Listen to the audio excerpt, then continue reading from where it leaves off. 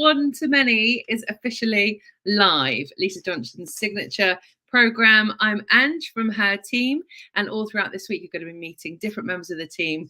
So you can put names to all of our faces that will be in the OTM community. And today, I am talking to Richard. Hi, Richard. Hi, Ange. Thanks for having me on. Really excited about this. I'm so excited to hear more about your business because we haven't spoken before, have we? But No. I've sort of seen you in One to Many in the challenges, and your story is really interesting. Can you, for people that don't know, introduce yourself and what it is that you actually do? Yeah, sure. Hi, everybody. I'm Richard. You've probably seen me in the challenge, sort of flitting in and out here and there, particularly putting comments on people's posts if they were from my tutoring communities, because I support tutors to start and to grow their businesses, but in a way that really suits them. And I did One to Many quite a few years ago, which is why that exists. That was the catalyst for everything. But I started tutoring about 6 years ago, just as I was about to leave teaching, just to see if it was something I wanted to do. And it quickly became obvious that it was something that I could sort of lean into and make a full-time income without working full-time hours. But I got to a point where it was quite early on, and in that kind of business growth, just before COVID, that the one-to-one tutoring was really easy to grow at that time, that I was going to run out of time. Like there was going to be a ceiling on what I was going to earn. And so I've read tons of books in the past. I knew there was another way. I think I'd been watching Lisa on Instagram for probably a few months. And then the challenge came up. So that was must have been February 2020. And did the challenge with no intention of signing up to One to Many, because I'm probably the same as some of the tutors that are in my space, where I've never invested in myself before.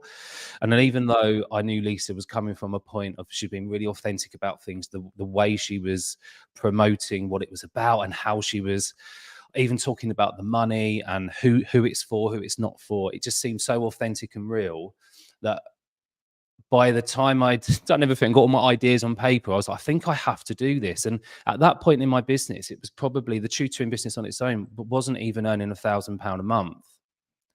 And so it was a real big thing for me. I was kind of sat there, and I think maybe how many were last night, directly after the masterclass, they pressed the link, and you close your eyes almost and you just do it. And then you go, right, okay, now you got to make it. And you're super excited, but at the same time, really nervous about it. Yeah. Yeah. Did it feel like a big leap for you from tutoring to moving online? So when you started your business, it was in COVID, so that started out online as well. But it seems like a leap for some people, doesn't it? Seems very different worlds. I think that, I think with tuition in general, even just COVID happening, has really helped a few of us, because we were technophobes. We didn't think online was going to work as well. And then we were kind of all forced into it, and then actually, this is something that works for everybody, because no one has to leave their home. You can fit more in.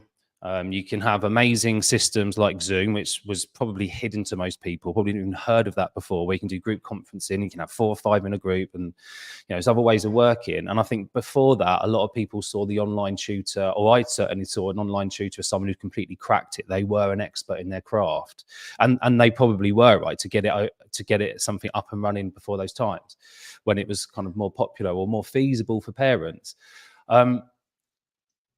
But I went back to face-to-face. I'm a face-to-face tutor. Yeah. I don't do a lot of online tutoring. It's very, very little. I do a little bit, a tiny bit, maybe 10% of the week is online. But what kind of happened after doing the challenge and the one-to-one, is that my business just grew. And we were saying before we went live that actually a lot of my early success with what I'd learned in One to Many didn't so much happen in a semi-passive or passive income way. It just helped my business grow, because there's more to learn in the One to Many, and what you're going to learn, all these different skills are going to just make you better at business, regardless of what you decide to do with your idea. Yeah, that's so true. I've definitely felt that watching One to Many as well. I know that it is, it's great for semi-passive income, but it's also great for building all of those foundational business points that you need as well, isn't it? Talking you through. Lisa has this way of making it seem simple. She doesn't overcomplicate it, does she? It's like, Exactly. And I think like that session on its own, each session on its own is so well crafted. You come away with everything that you need after the session, with lots of tasks, lots of things you're going to have to go away and then do on your own that's relatable to your own business. But you do feel like you've got someone alongside you, and then around that you've got a community of other businesses who want you to do well. That was the thing that was alien to me before, because it felt that we were all separate. When I was on my own, I was as a business completely on my own, like an island, and I felt like nobody wanted me to do well. It's my own mindset.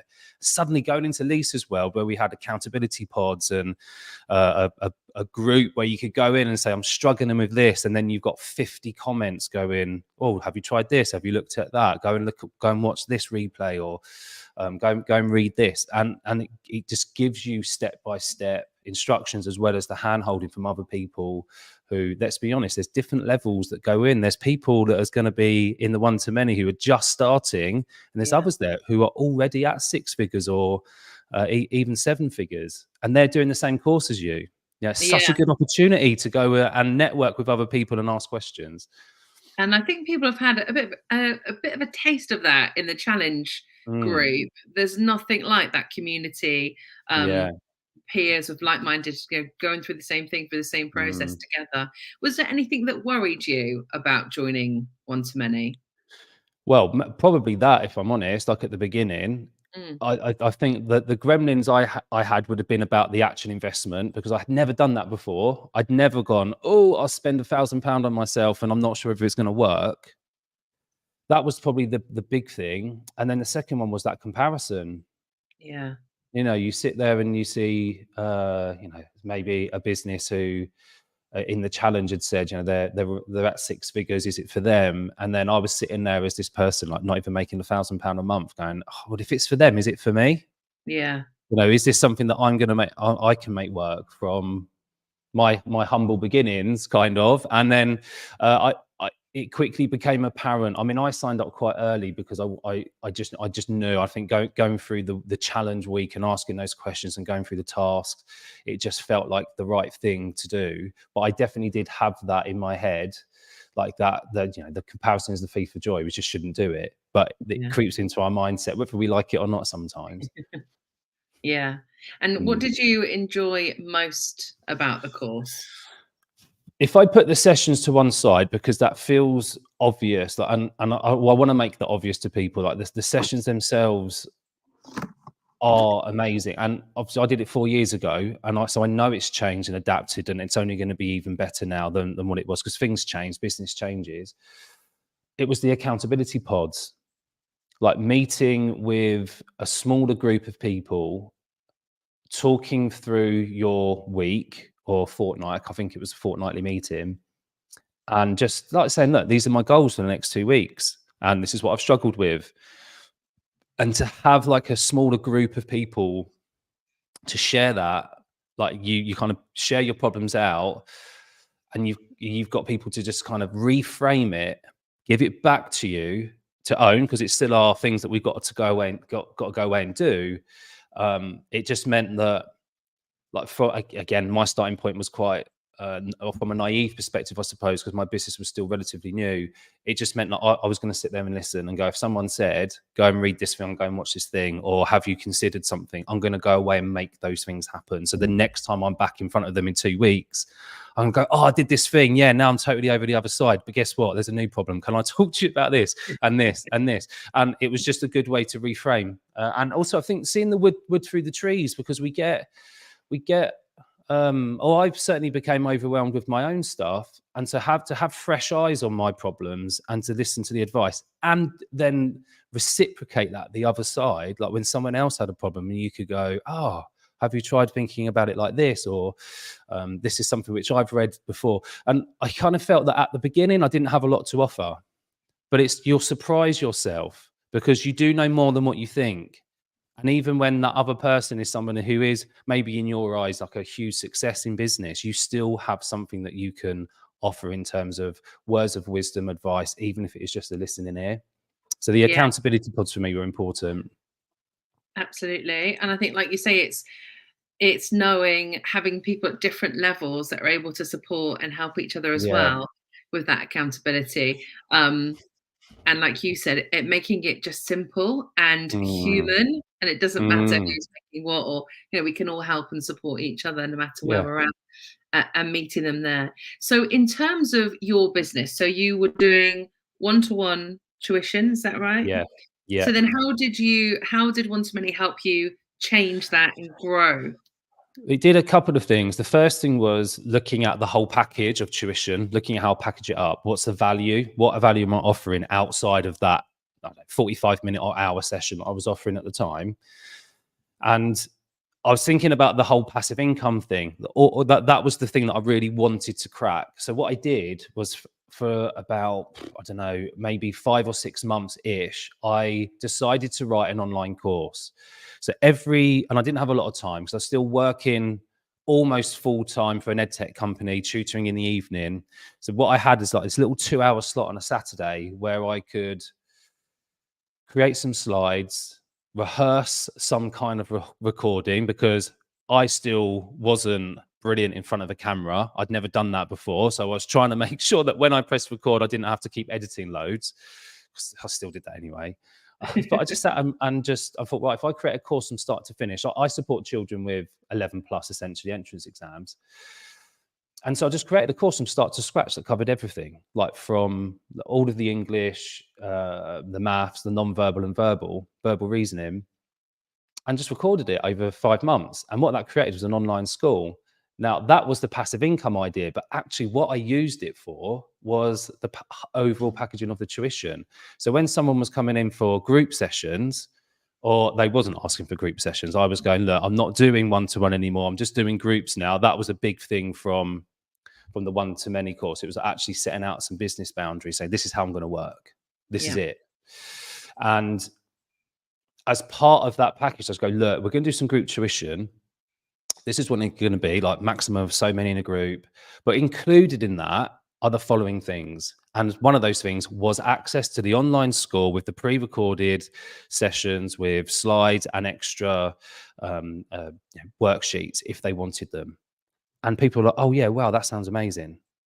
And so that one thing that I created sat in the business for the next 3 years. Wow. And that's what actually really grew. So grew the business from that one-to-one to one-to-many approach. And so now, like, the tuition business is set up for, I probably work about 15 hours a week in the tuition business, and it makes on average about 7,000 a month, just in that sense. But what I've now used that for, and what I did about 3 years ago, was create a group for other tutors to show them that there is another way of working. It doesn't have to be, constantly selling your time for money. And that's where obviously the group comes from, the Grow Your Tutoring Business group comes from. That's brilliant. Is there any advice or tips you would give to people who might be thinking about joining One-to-Many and aren't sure? Yeah, whoever you found out about the course from, and if you do have like someone that's brought you here, reach out to them and ask them some questions, because it's likely that they're either been part of that course before, or they know Lisa and the team really well. Go and ask them questions, because they'll give you honest answers. The reason why Lisa has these people around her is because we all believe in the way that Lisa works and the team works. So Lisa's not going to have someone around who's going to be like that snake oil salesperson. They're going to tell you the truth, whether it's like, yeah, it's a good time for you to do this now, or no, I don't think it's a good time for you to do it now, because they give you real reasons and they'll give you real support. So please do that. That's pretty much what my day's been today, is doing that. So reach out to, and if you don't have someone who's brought you here, perhaps you've seen, or you've been part of Lisa's world, or you've seen some of the ads that's running, and you're here just because you found out about it organically, there are links that you can go and have calls with people throughout this week. Go and book a call and have a conversation. No one's going to lead you astray or sell you something if you are not ready. And in fact, I saw some of this today in the challenge group. Someone asked a question. Lisa replied herself and said, well, look, if this is the way you're feeling, this is the way your energy's going, it's probably not the right time. that is the kind of response that you'll get. It will be really honest and authentic. Yeah, definitely. I think unfortunately none of us in the team have got that in us. Everybody says it exactly how it is, and like Lisa shows, everything comes from integrity. Yeah. Thank you so much, Richard. It was so nice to get to chat to you properly. Yeah, it was good. Thanks.